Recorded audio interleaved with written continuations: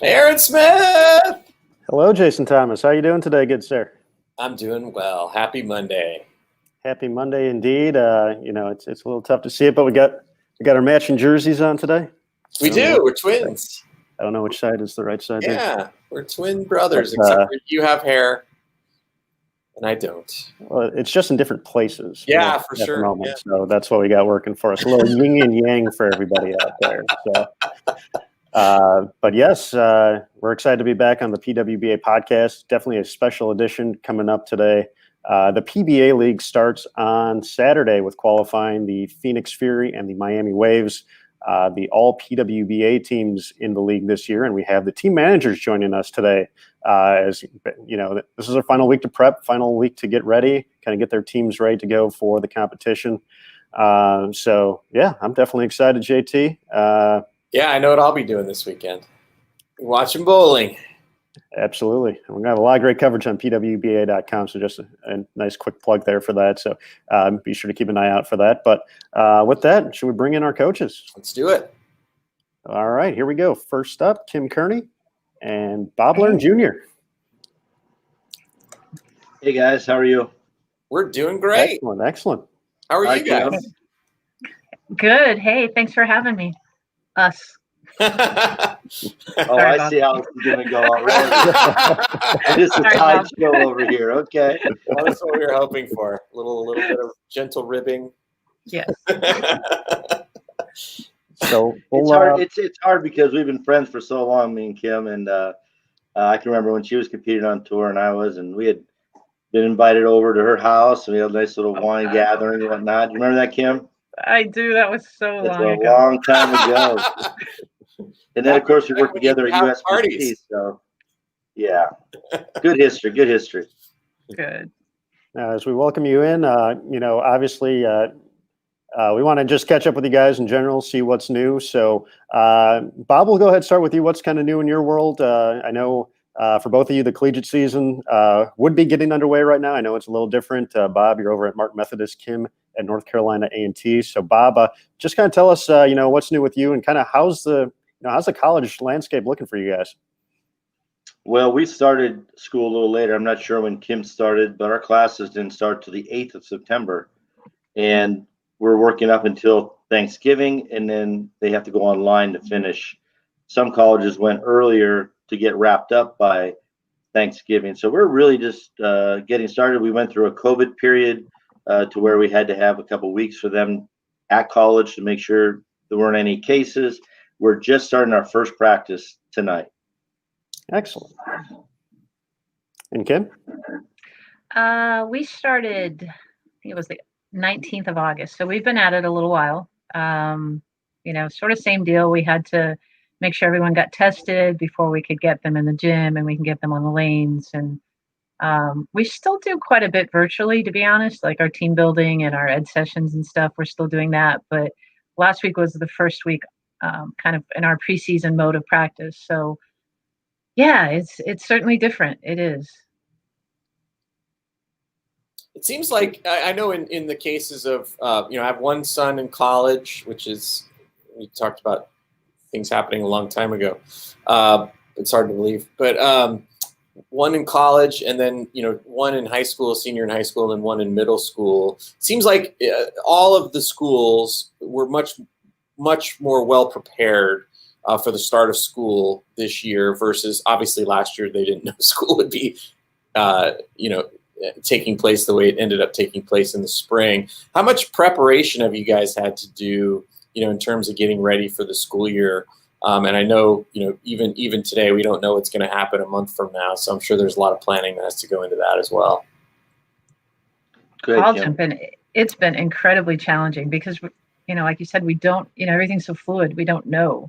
I was asked to be on a task force at the university in our athletics department about kind of returning to campus and what that would look like. Us practicing off campus and being sort of at the mercy of our bowling center and how they were going to protect their patrons and our team during this craziness. And, this big, return social distancing, return partially, no return at all. Like there was all of these, options that we had to kind of fill in all the work for. But it remains that way a little bit, because we don't know exactly when the season's going to start or if that's going to hold. And, we're a little bit different than you on the USBC side with the NCAA, and, just trying to make sure we're prepared when it does start is kind of the challenge.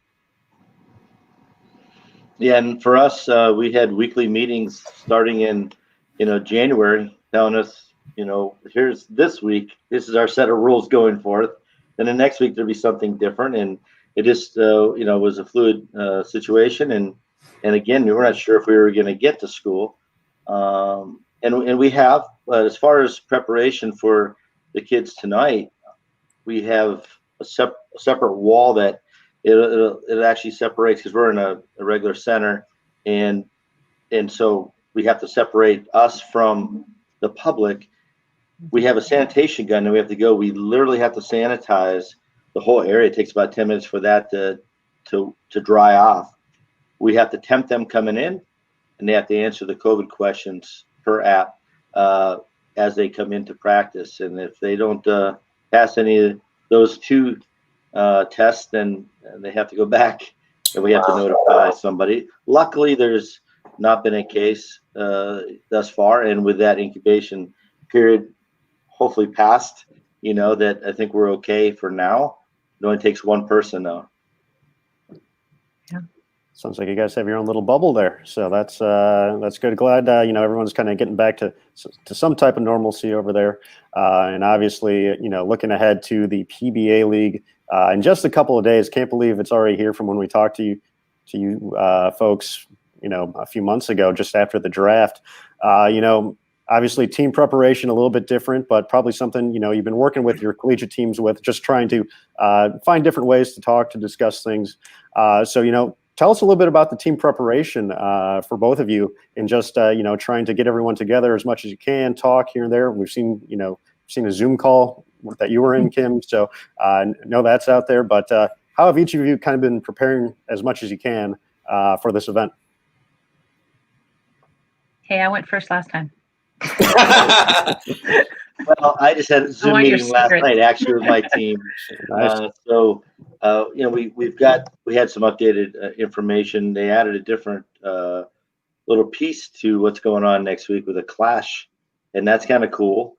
What that means is that one player, the one who's won more events than anyone else on your team, got chosen to be part of this one ball roll off that ends up being a whole different event alongside the league. So that's kind of cool, and we all partake in that, because the better our player does, we all do better. So that's kind of a cool element that they added to it as of late.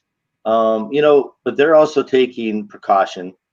They just today, Kim, I'm sure you got the same message from Collie stating that they expect us to be at the center and at our hotel and not really going out and doing anything else to ensure the safety of everybody in attendance. So, we're going to be in the Washington, D.C. area, but we're not really, they're not really wanting us to go and see or do anything. Right. I know Aaron was very curious. Do you guys have your jerseys yet? They're on there. We are going to meet them in Virginia. Okay. Cool. No, we haven't gotten them yet. I haven't gotten mine yet. No, I don't have mine. So, COVID has slowed everything up, right? So, right down to the last day, we were, they planned for it in another location, and they made these plans, and still we're not 100% sure, right? At least I wasn't, that it was going to happen. So it's nice to see that we're actually at least able to follow through and be a part of this. It's going to be a lot of fun. Yeah, we assumed when we had you on last time that the event was going to be at Bayside Bowl, and obviously now it's not. Are you guys familiar with the center where the event's going to be taking place now? I'm not sure I've been there. I haven't. Yeah. I haven't. It's an FEC style center. That's all I know. So, yeah. It'll be different without fans for sure. The fact that we can't give high fives to one another, if we have a nice string going, it's like, can't do that. That's different, when you're in a team environment, you're so used to interacting like that. It's going to be hard to put these things back and not elbow bump. Can't reach out. Yeah. A bunch of flying elbows. Yeah. That used to be frowned upon, right? Flying elbows, but. I think those, that you hit on it. That's the dynamic that, may have worked in your team's advantage even more so, was the fact that the crowd was presumably going to be on both of your team's side in whatever match, they participated in, right? I would hope so. Yeah. But maybe it levels the playing field a little bit, because our teams would be the two teams that hadn't experienced that style of bowling with the crowd that involved, and so now we're all just kind of going about it the same way. Yep, I agree. I think we're the inexperience of not having been there before. I think that does help us a little bit. Yeah, I mean, it's all I heard is like, oh my God, the crowd, they're brutal, and and now there's no longer that fear of, what's going to be said and who's going to say, who's going to cheer for who. We just get up there and play. Absolutely. We used to have that crowd in Milwaukee. If you made a match play, and if you would miss a 10-pin or anything, they would just heckle the crap out of you in the back, and so you're in fear of failure, because they wouldn't care. They'd tell you. Really? So kind of that setting, yeah. Milwaukee, how about that? Yeah, I didn't know they were that brutal in Milwaukee. Let me say there might have been some alcohol involved. Let's just say. There you go. Now, when we look at the team rosters here, Kim, this question is going to be directed at you. You have a background with each of the 5 players on the team. Some through coaching with Team USA, some through competing alongside with Team USA. Basically, how do I want to word this question? How's that familiarity going to help you guys out on the lanes? And what was it like just kind of being able to work with all these players again? It's the familiarity's got to be, a positive, it's a plus for me, knowing Jordan's probably the one that I've worked the least with. We just had 1 year on Junior Team USA and at World Championships, but Shannon and Steph, I mean, I've watched Steph through junior team all the way through our women's adult team. I've worked with her and Shannon for the years that I was at the training center involved with the women's team. Same with Liz. Liz is probably the only one that I have, I bowled alongside. Shan's a little bit, I think we were on the team the same year, but we didn't compete. Oh, that's not true, but we did.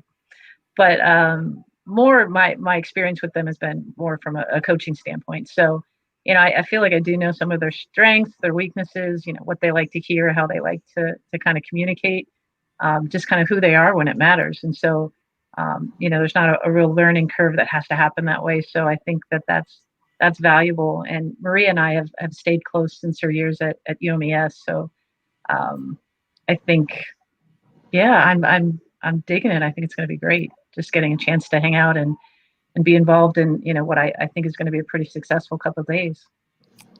Absolutely. And Maria did mention the shared bus rides with Delaware State and UMES when we talked to her. Bob, kind of on the other side of that, Kim mentioned, the learning curve. What's it been like for you kind of getting to know your team? I'm not sure how familiar you were, outside of, knowing they were great bowlers, but kind of getting to know your team. What's that process been like for you? Well, when I was at Turbo, some of them were on my staff, and so we had time together, and I understand, their personalities are, just we have at least a good rapport. There's a few newbies though that I haven't really spent time around, and so I have been trying to figure out them on a Zoom call, which is not the easiest way to get a feel. But let's just say someone like Dasha, she is just a different way of doing things, and so I'm still trying to figure her out. She's funny, but she's a little quirkier too. And I'm like, okay, who am I? How am I going to get through to her? And how do I, just make sure that I stay on the good side, right? Don't do anything. That's all. I'm just trying to stay out of the way. Like, don't get anything going in between. Just be a good cheerleader, But I mean, we've had a number of interactions, and they're really a great group of ladies, and they're real excited about getting there. And I really think that there's some bonds there within that team that's going to help us, because they know each other, they feed off each other, and I just got to get to know a few of them a little better. That's all. And hopefully by practice day, I have enough chance, to sit down and get a feel for how I can be most successful with them. Yeah, I'm curious about, what your guys, both of your feelings are as far as expectations, that are you guys going in with the mentality that, win or go home, or you just going in with the mentality of, hey, let's just take it one frame at a time, kind of thing? I'll go first. Absolutely, win or go home. I mean, I have here, what we have is like the best players in the world. These are the best women bowlers in the world. They don't know how to play any other way. Like, their expectation is to win, and it's incredibly energizing to hang out with, because sometimes I think as a player, I didn't always have that. Like, I envied players who were able to do that, and this group is like, we intend to go, not just, we're not just grateful for the opportunity to be out there. Like, we have every intention of winning, and so they've prepared that way, and at least that's what they tell me, as we head into it.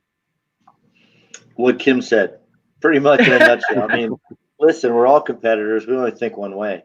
If you don't go into an event thinking that you can win, then why even be there, right?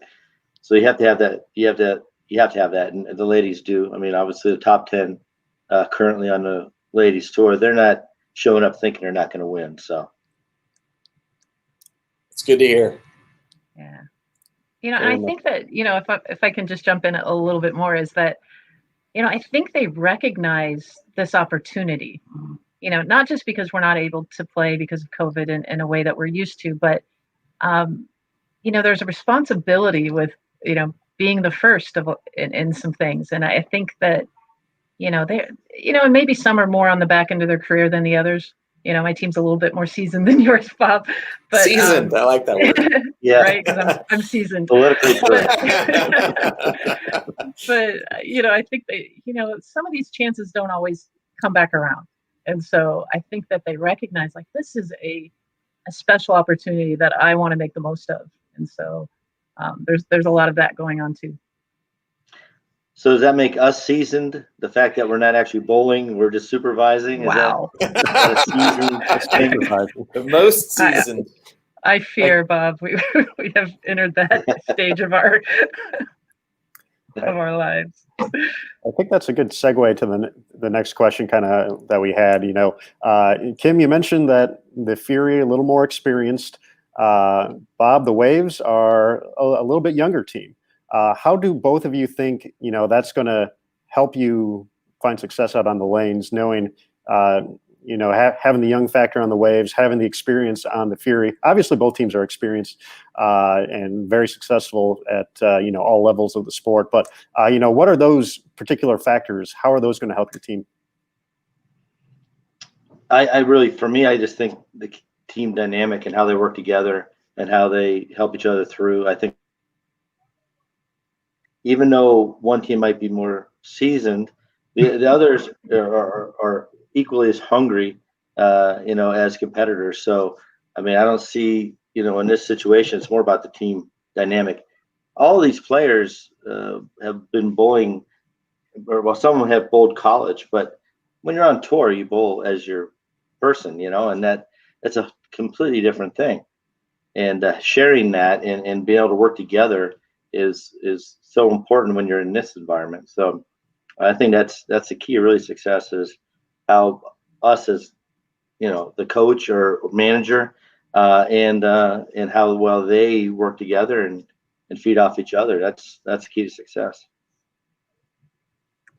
Yeah, it's hard to kind of add much more to what Bob just said. You know, maybe the fact that, you know, he's got folks that have already really competed a lifetime against the men. So, you know, I think there's certainly no fear from that vantage point. They're not uneasy about, you know, the fact whether or not they can beat the guys, and you know, and then the younger players probably push. They just want to win. Like they don't care who's across the, you know, the on the other lane next to them, I guess. So yeah, I think, like you said, you know, and maybe that's because we're college coaches too, so we really get the, you know, the importance of connecting and being a team. And you know, certainly we've watched on paper the team that's supposed to win doesn't necessarily win, and so knowing that, you know, that stuff, the communication and the, you know, being all in it may matter more. Yeah, it does certainly seem like the two women's teams have a lot more team bowling experience than any other team, whether it's collegiate or Team USA or other national teams. It feels like everybody on those teams has a lot more team bowling experience than, you know, you would say any given men's team. Would you think that would be an advantage for you guys? Yes. Absolutely. Did you want us to expand? No, that's okay. That was just kind of a follow-up observation to your guys' answers on the previous question. It's funny, you know, even us as players, we bowled and competed our whole life, and I'll still get somebody go, "Hey, did you ever bowl against Pete Weber?" And you're like, yeah. Every week for about 20 years. Did you ever beat him? I'm like, well, what? What are you talking about? Yeah, how'd you feel when you bowled him? 45 to 50% of the time. Yeah, how'd you feel when you had to bowl against him? I'm like I didn't think about what I had to bowl with Pete. I'm like, what are you doing? Like, that's just not how we think. You know, we're staying in our process, doing what we do, and if we're successful, then we come out on top, and that's what we have to do with our teams. We're not really worried about who we're bowling. It's about just doing what we do, staying in process, and getting it done. Now, looking specifically at each team here, Bob, I'm going to start with you on this. A few of your players, you know, Danielle and Liz in New York, Dasha in Michigan, and I know California has had some interesting stuff along with the bowling and competitions going on. Is there any concern? I know your players are going to be ready; they're practicing, but is there any concern about maybe a lack of having those competition games, you know, over the course of the past 5-6 months? Does that raise any red flags for you, or you know, just the fact that they've done it their entire lives, that's what they know, they're going to hit the ground running in Virginia? Yeah, I just think they're so familiar with that environment that, you know, a 6-month hiatus isn't going to make the difference. As soon as the lights turn on and they're in that environment, they're just going to thrive like they always do. All right, Kim, specific question for you. One of your players making some headlines a week or two ago, Jordan Richards switching ball brands, going to Rotogrip. You know, that's a pretty quick transition for, you know, getting to learn all the new equipment and all that. You know, how much have you been talking to Jordan just kind of about that switch? And, you know, how confident is everyone kind of moving ahead towards the PBA League? You know, I'm sure Jordan is, you know, I'm going to lean a little bit on our ball reps that are there. You know, she's, you know, we're a Storm Rotogrip team. So, you know, I feel like I know the equipment pretty well, and certainly happy to have her in the family. You know, she's a sharp kid. She understands ball motion. You know, I think that it's a good change for her. And, you know, Sean and Jimmy, I think are you know, going to be great and kind of helping us see the picture clearer if necessary. But yeah, I don't see it as anything to be concerned about. And I think I saw she posted she had won something this past weekend, so I think the transition is going okay.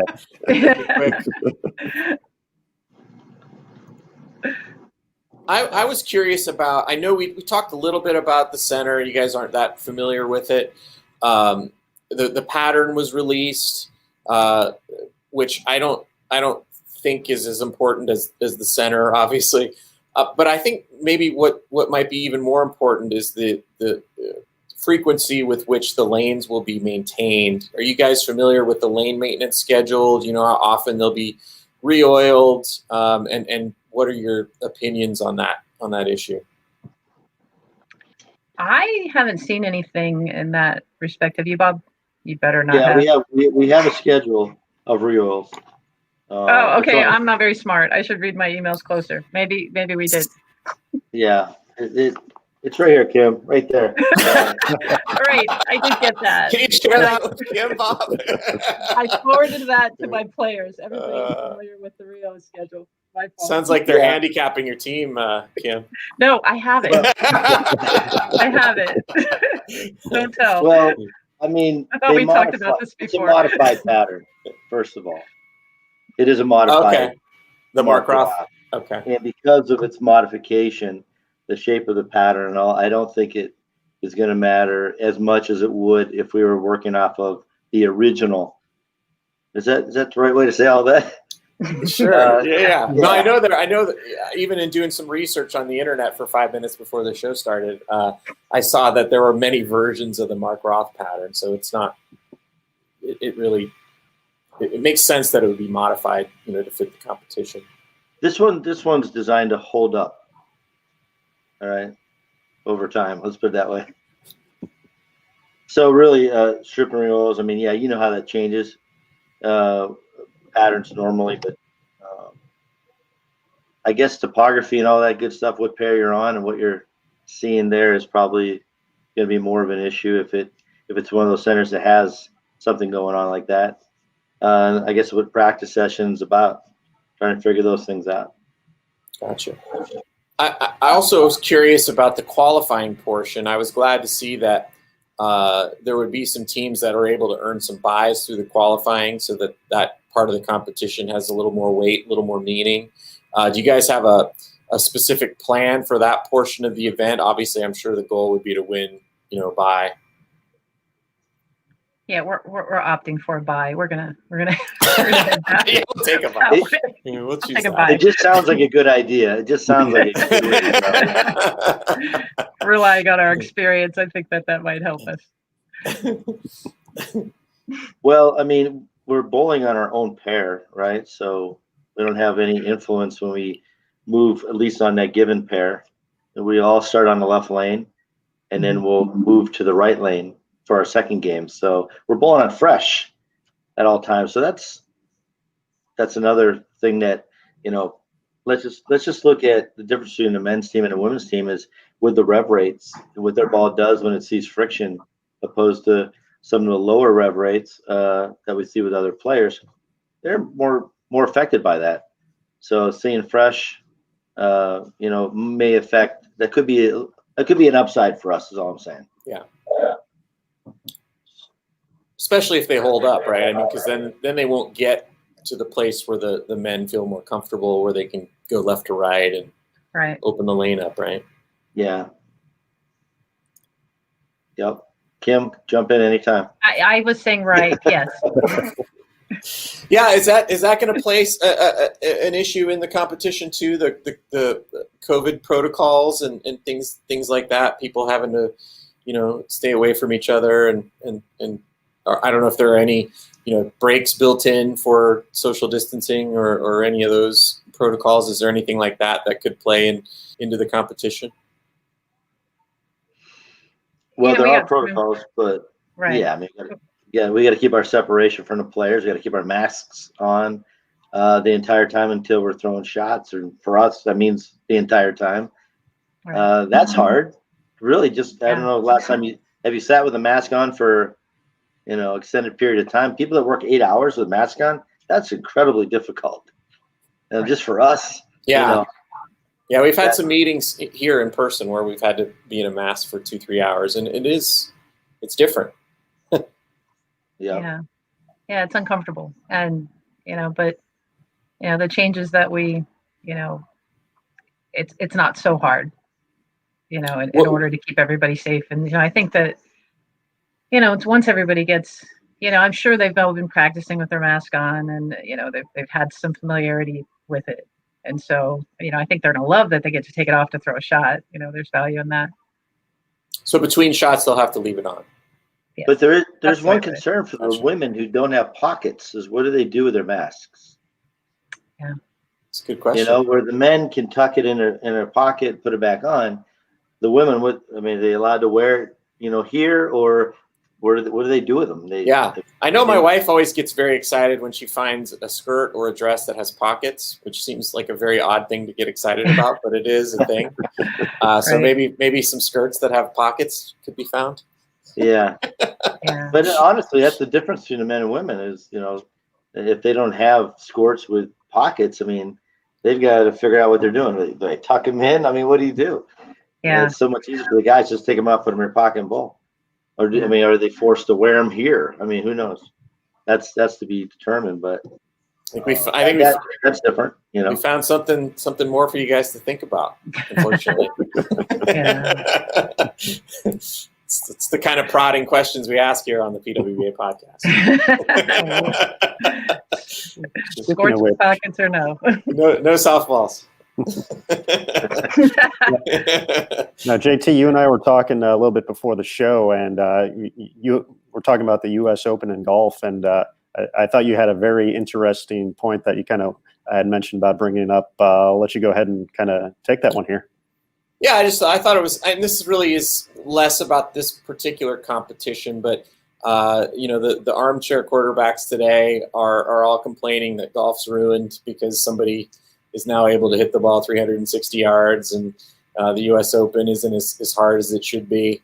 We've been dealing with that complaint for about 15 years in bowling. It feels like, if not longer, especially with the advent of the two-handers coming out on tour. But I guess it does relate to this competition because the men's teams have the higher rev rates and things of that nature. Is there anything psychological or physiological that you're talking about with your players about how to deal with the difference in the power levels between the teams?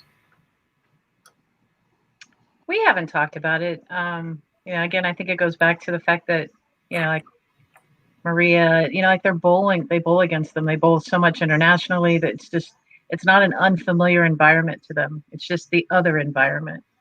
And so, I think they've become accustomed to figure out how to navigate the lane but there'll be less of that, right? So, right. I don't think it's an issue. It seems like it should be. I'm with you. It really does. But in their minds,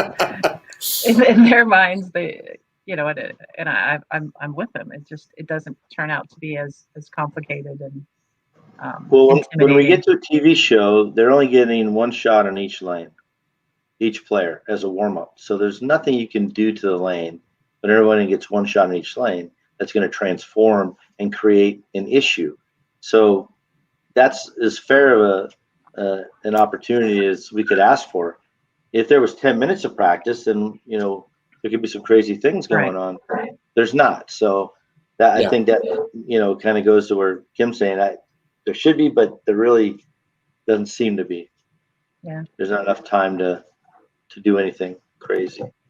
I just have to going back to your armchair quarterback. Isn't it interesting that the people that would call out somebody on the U.S. Open is how much easier it is and whatnot. They tend to play the same course over and over and then pride themselves on their handicap, much like the league bowler who tends to go to the centers they score better in because the other place, there's something wrong with, the guy who oils the lanes or something's wrong with just their carry in that place, and they tend not to go there. But they'll be the first ones to point out how things should be different, right? I just always find that interesting because you hear people talk about, the lanes looked easy on this week on tour. And I'm like, and you bowl in this house 3 days a week. I guess you're all about that, Yeah,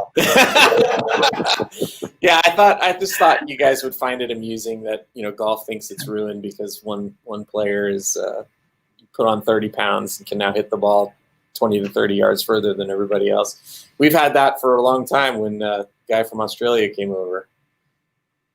Australia. Damn cooler, right? That was good. Now, Bob, Kim, Flow Bowling has, they're going to be the ones bringing the qualifying to all the good folks on Saturday.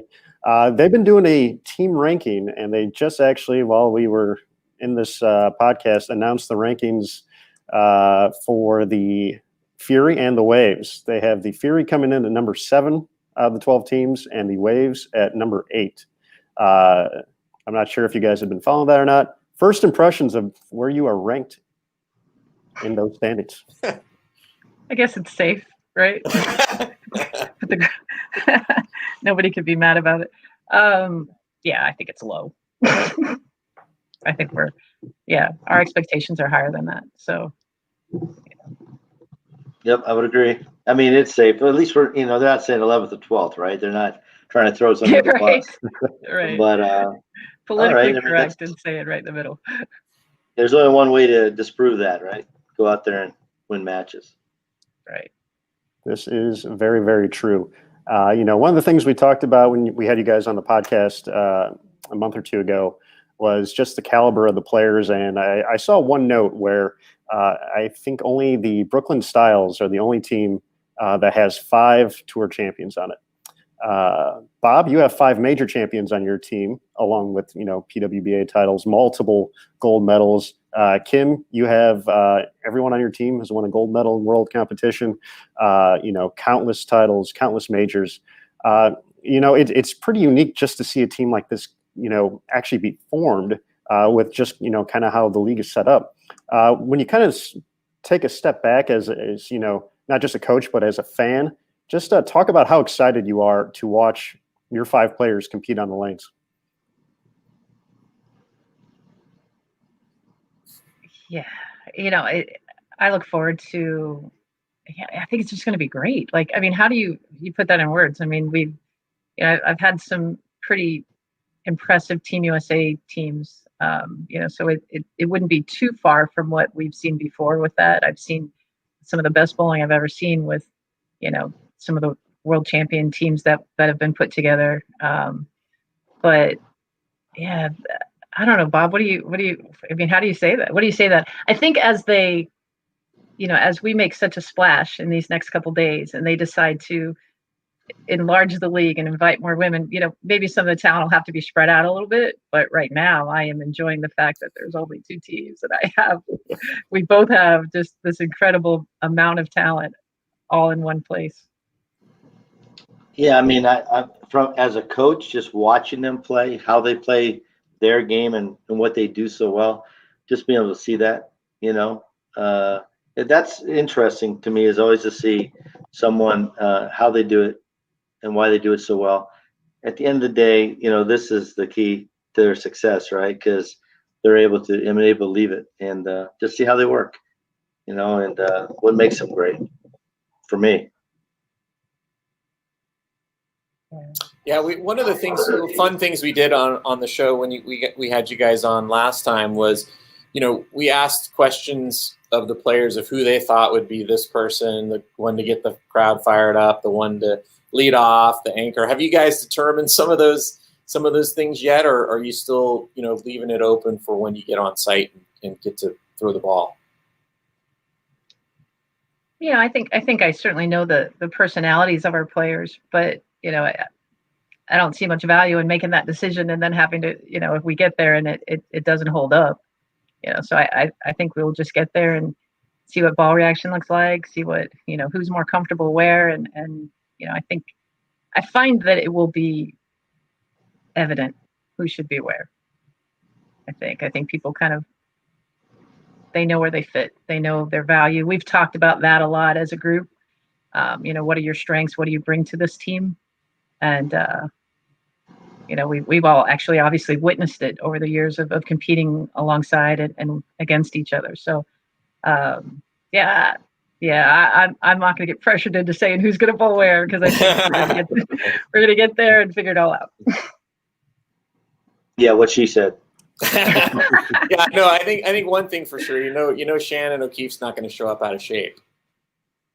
Right. Or Danielle McEwen. Or any of them, really. Wow.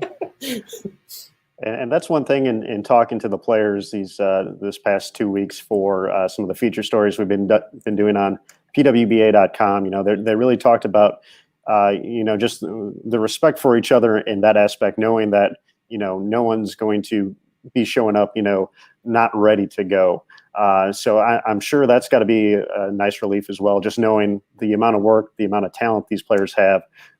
Because, sometimes I'm sure you both have experienced it in some way, shape, or form that, maybe the collegiate athletes, you have to do a little bit more to keep them, in line and just kind of making sure they're, the studies, the practice, all that's working together. I'm sure this is kind of nice too, knowing that these players are, pretty responsible for making sure they're as good to go as possible.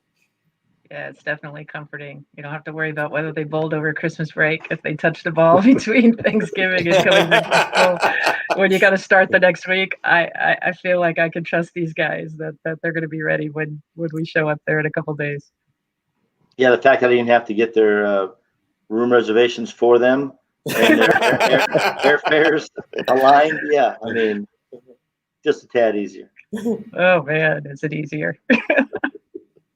Do you guys have any side bets going between you? Ooh. I'll bet a glass of wine. Oh, I was going to say, I would like a bottle. I was counting on a bottle, but we can go with the glass. Sure, there's a good bottle of wine downstairs. Yes. And, my birthday, Bob, is the 25th. So I like to mention that I like presents. So yeah. 25th. Well, happy early birthday. Okay, thanks. No, just be friendly. Honestly, just to get to work even around Kim, just kind of cool. We got to bowl together in doubles, if you remember back with the Merit doubles, and we had a great time competing with each other, and we've always gotten along very well. So it'll be a friendly bet. Yes. We had a great time bowling. That was awesome. I fear that I may not have been a winning partner for you that year, but I am a little bit of a hotshot doubles partner. I think half my titles are doubles. I like to say that. I don't think it's true, but I have a fair amount of doubles titles. But I learned a lot from Bob. I liked bowling with him. So the fact that you didn't win with me tells me that maybe I didn't. No. That may have came out bad. But man, those were some scary times. You wanted to make sure you didn't get one of the mean guys, and I absolutely lucked out. Pete was probably the scariest of them all. Guys. Oh no, they were awful. You guys have no idea. Pete was hard just because his intensity level was just through the roof. But I had the nicest guys. I had Butch Soper. He never talked. I had Steve Hoskins. I had God, this is terrible. Hey, Steve is a nice guy, but I'll tell you, the one and only time I bowled the U.S. Open, I double jumped him about 3 out of the first 6 frames. And the fourth time I double jumped him, he came over and said, hey, if you double jump me one more time, I'm going to pull you back off the approach by your belt loops. Oh. And I got 3 off the right on my next shot. I was so nervous. I couldn't even bowl the rest of the game. And then, but like you said, he's the nicest guy. He's a hell of a golfer too. Yeah. If you would have done that to Holman, it would have been the first time. Oh, yeah. So Steve was yeah, exactly. Give you a couple shots at it. I haven't double jumped anybody since then.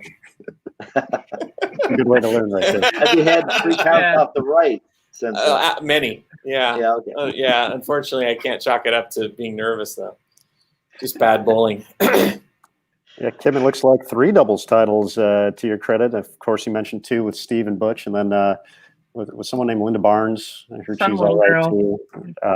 KO punch doubles back in '99, along with 3 majors too. So that's. Oh, thank you for checking that. Hey, I have the information all very close by.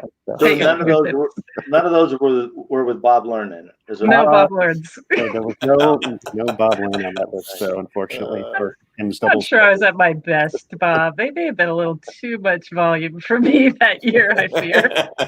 But you were very patient.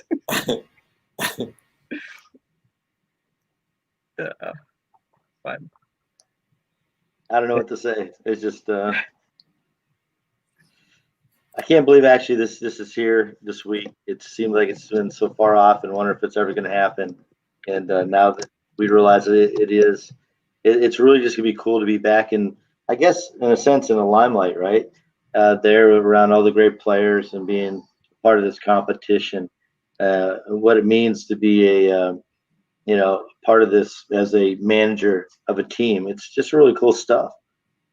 It is, yeah. And, I look forward to it. And I always feel like I learn so much in these things, just even in the time as we prepared for this. I feel like, you talk to 5 different Hall of Famers. They all had different they're all different. They all have had different motivating factors. And to just dig just a little bit deeper and figure out what makes them tick, like that's all cool stuff that I can bring back to my players. And it makes me a better coach. And so I just I enjoy the opportunity to be around the best. And so it's going to be a blast. Yeah. Well, that feels like a good place to stop. Any last thoughts before we see you competing this weekend, your teams? No, safe travels. It'll be fun. I'm fired up. It'll be good couple days.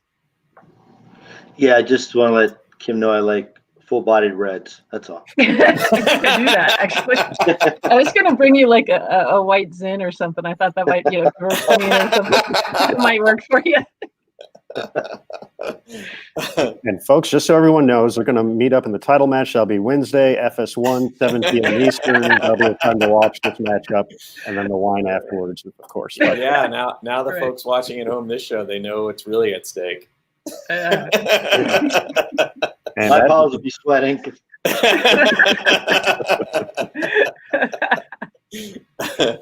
All right. With that, Kim, Bob, thank you again so much for joining us here on the PWBA podcast. We're definitely going to be rooting hard for both the Miami Waves and the Phoenix Fury to meet up in that title match. You guys are competing in different divisions, so that's the only way that matchup can happen. So you both know what you have to do. Title match. Be there, be square.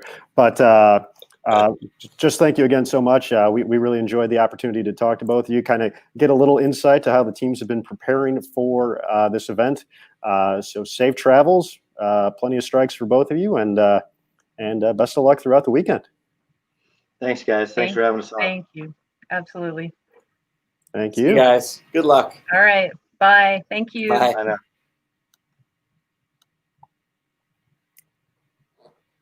All right, JT. Yeah, that's fun. I mean, you can tell those two obviously have a long relationship and so much respect for each other. It's going to be a lot of fun, though. We get to watch some real live bowling this weekend. Like you said, I've been watching a lot of golf because that's the original social distancing sport.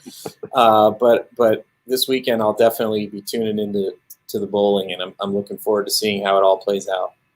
It's definitely going to be exciting. As we kind of mentioned, qualifying is going to start Saturday.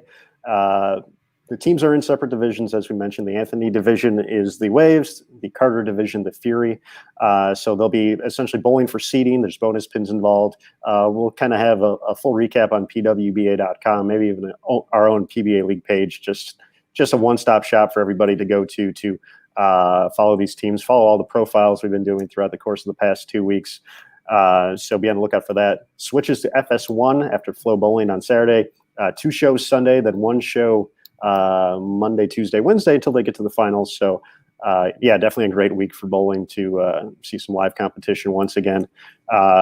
We got a lot of focus on that, but that's definitely not the only thing we have going on Bowl TV this week, though. JT, I know Bowling Explained on Wednesday, 2 p.m. Eastern, should be a pretty good show. Yeah, we'll have Deandra Asbady on this week. We had her on the podcast a few weeks back and had some really great conversations. And one of the areas we talked about with her was the mental game. And so we're going to dive a little more deeply into that.